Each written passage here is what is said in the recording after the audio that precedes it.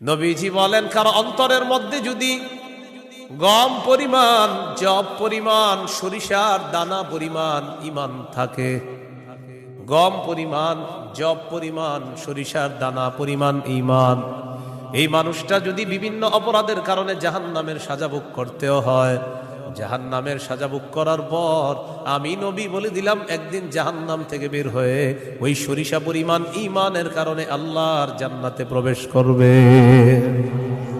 খাঁটি ইমান, বিশুদ্ধ ইমান, এটার মধ্যে কোনো ঝামেলা করা যাবে না। আল্লাহ কথাগুলা বুঝার তৌফিক দান করেন।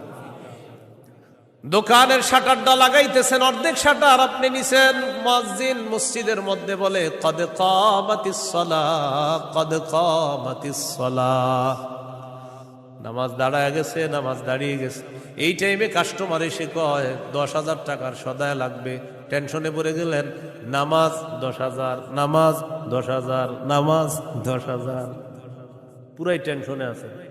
আল্লাহ তাআলা বলেন, সম্পদ যেন তোমাদেরকে আল্লাহর থেকে দূরে সরায় না দেয়।